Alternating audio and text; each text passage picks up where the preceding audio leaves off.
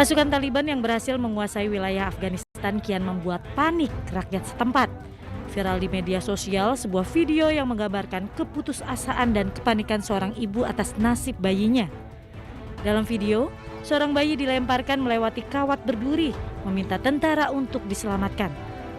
Keriuhan ini menjadi pemandangan sehari-hari di Bandara Kabul, Afghanistan setelah Taliban menguasai negaranya.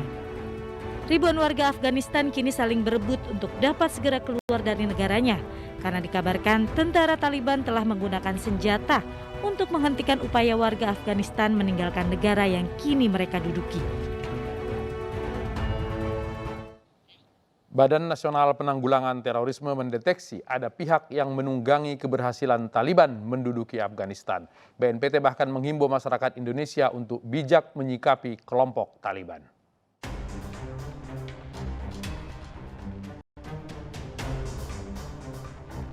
Keberhasilan Taliban menguasai Afghanistan dan menduduki ibu kota Kabul memantik simpati dunia.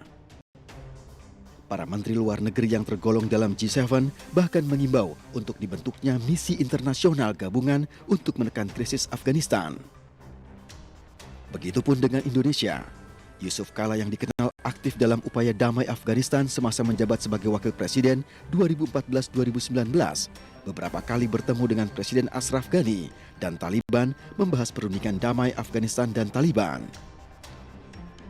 Badan Nasional Penanggulangan Teroris atau BNPT mengimbau masyarakat Indonesia untuk bijak dalam menyikapi kelompok Taliban.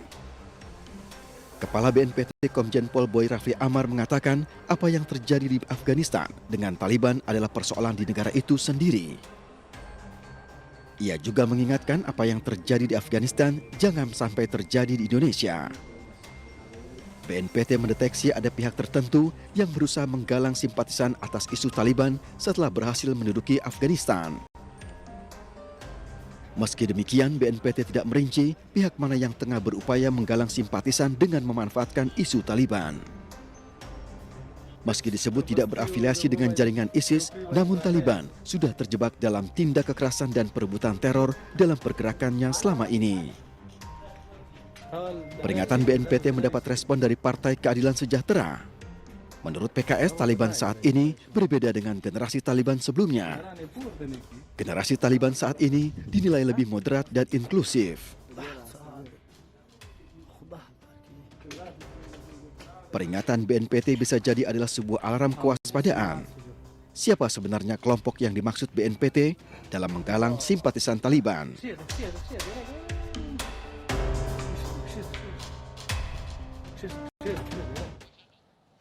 Siapa kelompok yang dimaksud oleh BNPT? Kita akan membahasnya bersama Direktur Penegakan Hukum BNPT, Brigjen Edi Hartono, anggota Komisi 1 DPR dari fraksi PKS Sukamta, serta Direktur Eksekutif Jaringan Moderat Islah Bahrawi. Selamat malam, Assalamualaikum Bapak-Bapak. Waalaikumsalam warahmatullahi wabarakatuh. Ya, saya langsung ke Pak Edi. Pak Edi, sinyalir ini berdasarkan apa? Dan siapa kelompok yang dimaksud telah mengglorifikasi Taliban tersebut? Ya, terima kasih Mas. Assalamualaikum warahmatullahi wabarakatuh. Waalaikumsalam. Ya, jadi begini Mas, merujuk daripada apa yang disampaikan Bapak Kepala BNPT, Pak Komjen Pol Rafli Amar, ya, bahwa memang kita harus menyikapi dengan bijak perkembangan ataupun dinamika politik di Afghanistan. Namun kita ketahui bersama secara historis ya, sejarah, ketika dulu konflik Soviet dan Afghanistan, nah ini menjadi latar belakang bahwa perlu diwaspadai ya, karena secara empiris dan historis ya, ada beberapa warga negara Indonesia yang dulu pernah ikut bergabung di sana. Nah inilah yang menjadi cikal bakal jaringan terorisme di Indonesia. Nah itulah yang sekarang ini perlu diwaspadai oleh kita, karena tentunya kita nggak boleh lengah, ya. Makanya BNPT berkoordinasi dengan aparat intelijen maupun aparat penegak hukum untuk melakukan antisipasi. Jangan sampai peristiwa ancaman kekerasan yang konteksnya ke terorisme ya, itu yang kita hindari. Nah oleh sebab itu kita mengajak kepada seluruh masyarakat, BNPT untuk menyikapi dengan bijak. Jadi jangan karena ini masalah lebih urusan kepada dalam negeri Afghanistan. Ya. Demikian Mas. Kelompok ini cair atau terinstitusi? Ada institusinya? yang Ya, dimaksudkan ini? begini, perkembangan terorisme Indonesia ini kita ketahui bersama bahwa ini perkembangan sosial medianya cukup masif ya, cukup pesat.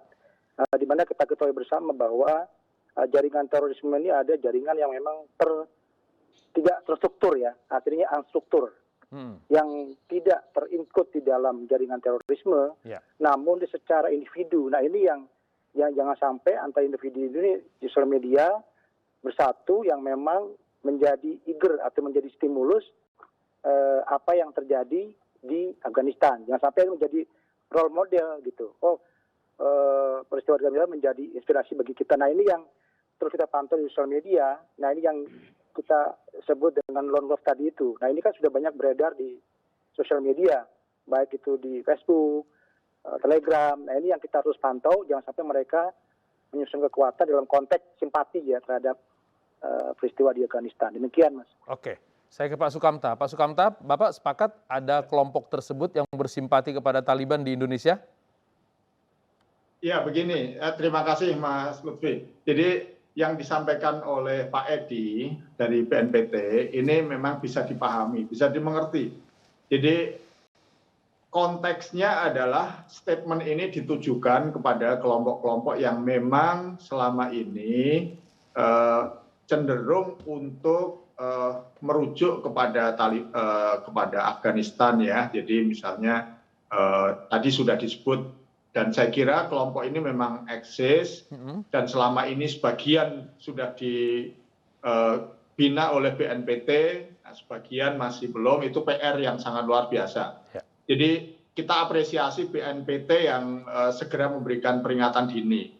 Namun demikian catatan saya begini Mas, jadi di Indonesia ini hari-hari ini masyarakatnya ini sedang sakit dan sedang terbelah ya secara opini gitu. Jadi setidak-tidaknya di media sosial itu keterbelahan itu belum bisa diatasi dengan baik. Jadi kalau kita bicara agak terus terang misalnya isu soal kampret dan cebong itu kan masih belum selesai ya. Nah sehingga ketika ada trigger seperti misalnya Taliban begini, itu pasti ini justru akan makin membelah opini.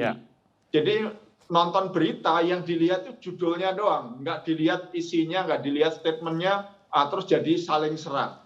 Nah harapan saya nanti BNPT juga membuat statementnya supaya lebih komprehensif. Jangan sampai, kalau yang disasar adalah kelompok itu, saya kira kita sangat memahami, tapi jangan sampai nanti dibawa keluar dalam konteks kampret cebong gitu. Jadi yang Taliban itu pasti kampret, yang ngomong soal Taliban pasti kampret, padahal cuma nonton judulnya doang, terus nanti yang cebong nyerang, jadi makin runcing keterbelahan ini. Nah ini yang saya kira harus dikelola dengan hati-hati setiap statement kita, supaya ini tidak menambah beban bagi masyarakat kita di Indonesia yang sekarang ini sedang kondisi menghadapi pandemi yang sangat serius ini. Jadi memang tadi di pengantar juga dikatakan kami punya harapan, ya, kami punya harapan. Kami tidak bisa memastikan Taliban ini seperti apa sekarang, tetapi kami berharap bahwa Taliban sekarang ini bisa belajar dari periode sebelumnya. Mereka tidak lagi menjadi terrorist haven, menjadikan terrorist haven di Afghanistan. Mereka bisa lebih moderat, bisa lebih inklusif, bisa lebih menghargai perempuan dan seterusnya. Walaupun saya juga barusan mendengar berita ternyata salah satu dari 3 gubernur perempuan di Afghanistan ditangkap juga oleh Taliban. Jadi kita betul-betul tidak mengerti kira-kira nanti arahnya seperti apa. Tapi betul bahwa kita berharap jangan sampai dinamika yang jauh di sana, di Asia Tengah, sebetulnya persinggungan kepentingan Indonesia dengan Taliban itu kecil sekali, dengan Afghanistan itu kecil sekali. Tapi kalau China, Pakistan pasti, Rusia pasti ya, kalau kita jauh. Nah kita berharap mudah-mudahan kita tidak terbawa-bawa ke dalam dinamika yang sedang berkembang di sana. Baik, saya ke Bung Islah. Bung Islah, kalau Anda melihat Taliban yang sekarang ini berbeda dengan Taliban dulu? Karena tadi Pak Edi bilang Taliban yang dulu yang punya simpatisan di sini. Terima kasih, Mas Lutfi, Mas Latif, sorry. Ya. Jadi memang Mas, akar historik antara kelompok-kelompok radikal, teroris dulu dan hari ini itu panjang sekali dengan Afghanistan. Ini memang sangat panjang secara historik. Tapi memang kejadian di Afghanistan ini kemudian membelah kita.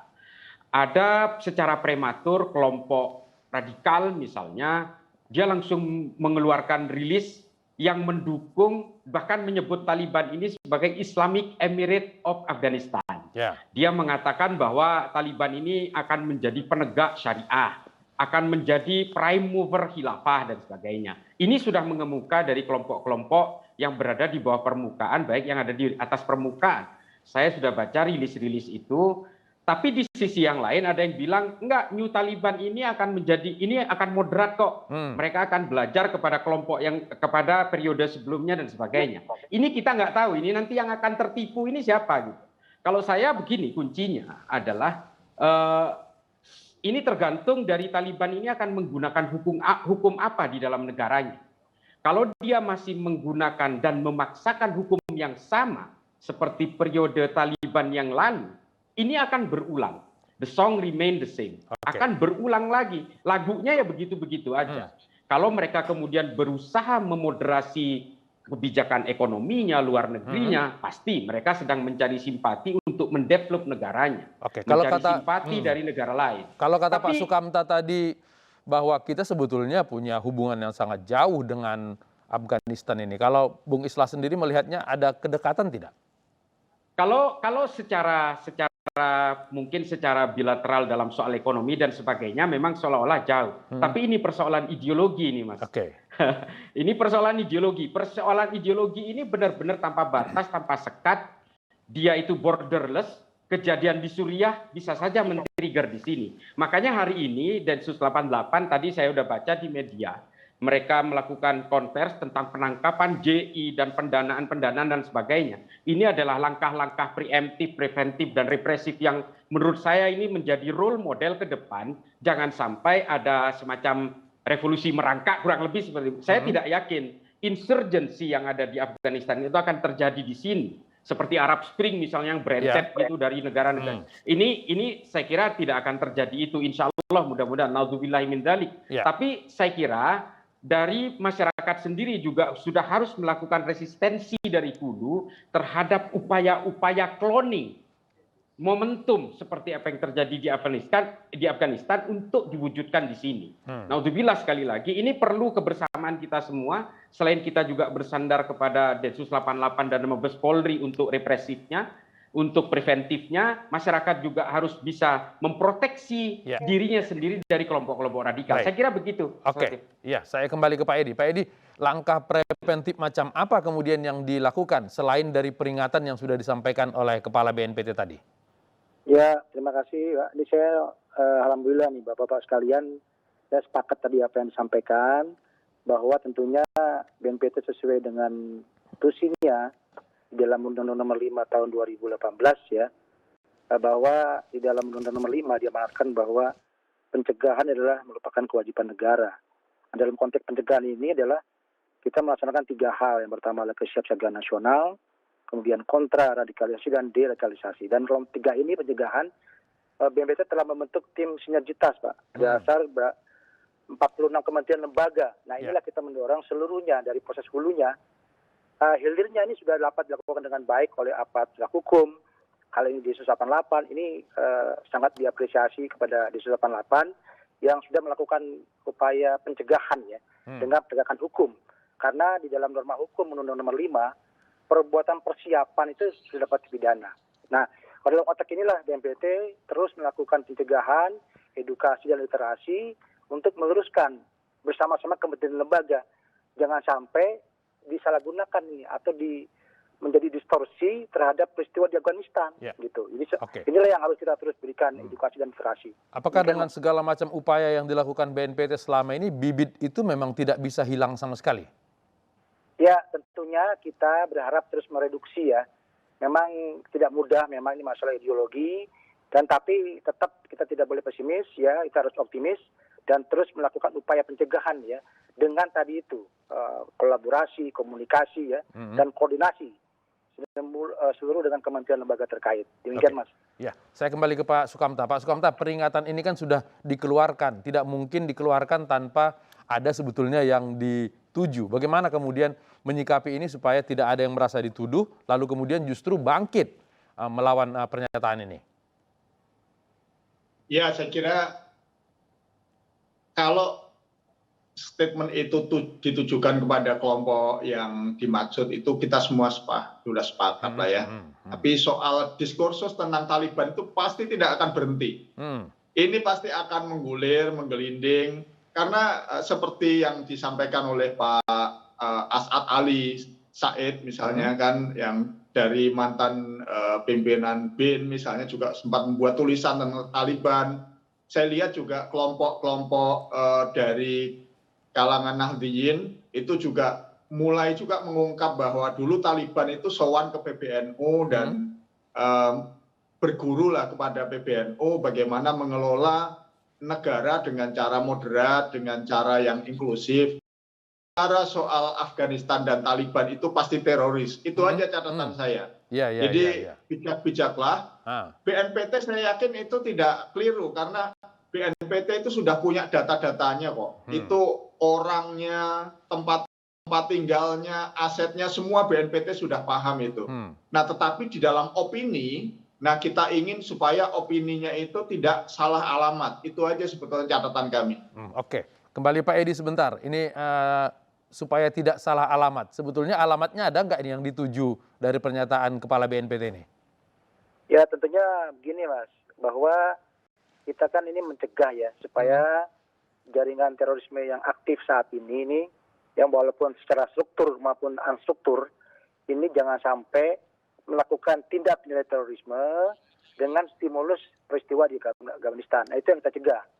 Jangan sampai itu terjadi. Makanya kami bersama-sama dengan intelijen dan aparat hukum terus memantau jaringan terorisme di Indonesia yang aktif saat ini. Baik itu JI, JAD, MIT, itu. Demikian Mas. Oke. Pak Bung Islah, diskursus ini kan nggak mungkin kita hentikan karena pembacaan sehari-hari seperti itu. Bagaimana kemudian menghindari seperti yang disampaikan oleh Pak Sukamta tadi, ketika orang seolah-olah membicarakan Taliban, maka dia seolah-olah pro dengan terorisme. Bagaimana menghilangkan kesan itu? Ya, saya kira memang karena memang kita bicara tentang akar sejarah dan beberapa kasus yang sudah terjadi sebelumnya, memang ini tidak bisa dihindari. Apalagi memang Taliban yang dulu menggunakan hukum hudud yang ketat, mereka juga terafiliasi dengan tafsir-tafsir Deobandi misalnya. Ini persoalan ideologi seperti ini kan susah untuk menghilangkan kesan, image ya. Apalagi ini persoalan ideologi selalu mengekstraksi di dalam kepala orang-orang Taliban yang entah ini Taliban yang mana, entah ini resiliensi yang mana, afiliasi yang mana, tapi yang jelas ketakutan-ketakutan rakyat Afghanistan terhadap berkuasanya kembali Taliban ini adalah pemaknaan-pemaknaan yang sangat kualitatif menurut saya. Kita juga tidak bisa menafikan itu, betapa takutnya orang Afghanistan, mereka kemudian melakukan eksodus, berusaha untuk keluar dari tanah airnya sendiri. Ini kan bahasa yang sangat miris dan mencekam buat kita.